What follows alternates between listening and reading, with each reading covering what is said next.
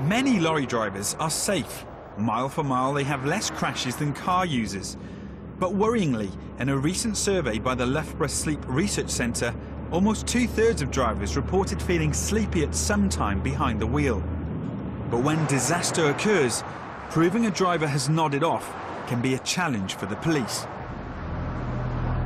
On the 18th of September 2006, Roger Bailey was travelling home from work on the M61. I'm very familiar with the M61 because that was a journey from home to work for 20-odd years. Right. Yeah. David Walsh was also on the M61, driving an unladen 44-tonne lorry. It was the evening rush hour near Manchester. According to eyewitnesses, the lorry, which was travelling at 53 miles an hour, lost control and skidded across the central reservation into 3 lanes of oncoming traffic. All I remember of the crash was the wagon on its side coming towards me.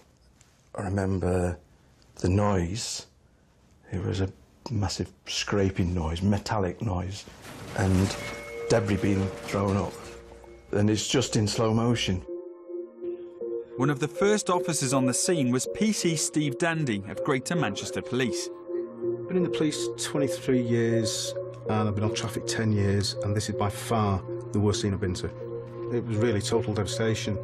I parked my vehicle up and then we walked through the scene, myself and another officer. You knew this was a serious accident because of the amount of debris, the way the vehicles have been crushed in the impact and everything. You knew it was serious.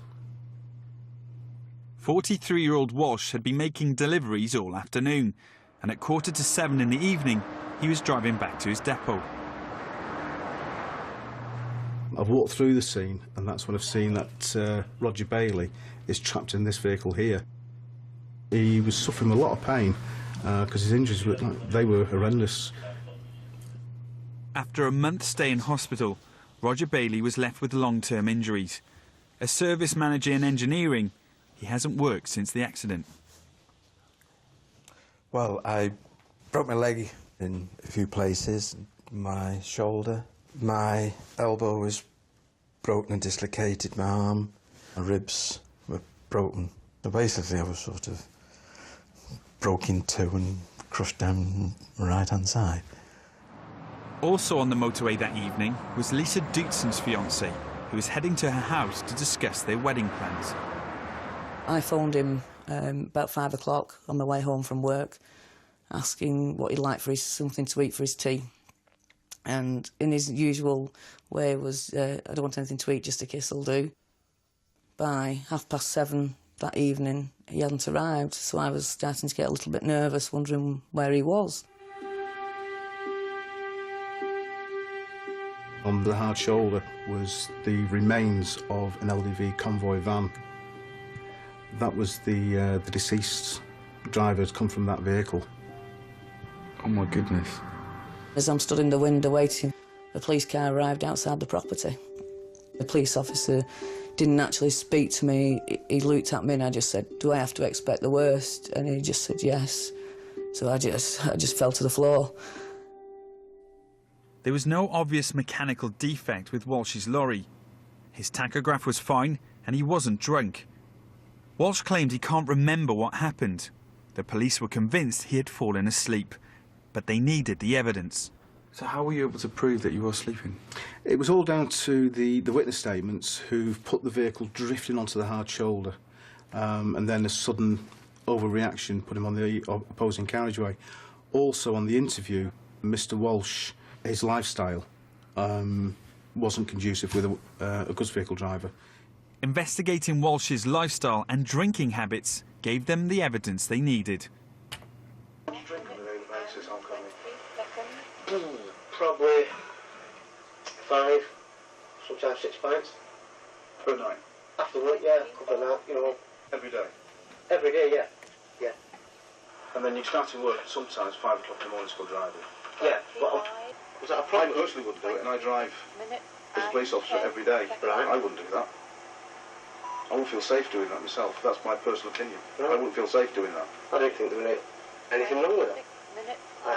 I personally don't see any problem. transpired that he was having very little sleep of a night time. He was sleeping between 4 and 8 hours sleep per night, and his lifestyle was one of work, pub, going out for a meal, sleep, work, pub, going out for meals, and so forth, so on. For how long? On a build-up to this, yeah, quite a few days beforehand, and it seemed to be the norm for him. To convince a jury that the crash happened because Walsh had fallen asleep, the police made a computerised reconstruction showing the lorry's path moments before impact. He's collided with the first signs here, and then he's collided with the near side barrier, and then he's got across the carriageway, and that's where he goes over the central reservation. So in your opinion, at what point is he asleep and what point does he wake up? I believe he was asleep as he's drifted onto the hard shoulder, collided with this first sign. It's one of them where, bang, you're startled, you're awake, and do a big right-hand turn here. He's overcompensated when he's woke up, and that's what's put him into the opposing carriageway. Walsh was convicted for causing death by dangerous driving and got 4.5 years behind bars. But that's little consolation for Roger Bailey and Lisa Dootson. I don't plan anymore. I live from day to day. You know, the future would have been a great future. In the end, now it's just a lonely existence. There's a lot made, and quite rightly so, about don't drink and drive. Because if you drink, your perception of road conditions, your reaction times are impaired. I think if you're asleep, you've got your eyes closed. I don't think your perception of driving or your reaction times are that good either. So, yeah, don't drive when you're tired. That's it.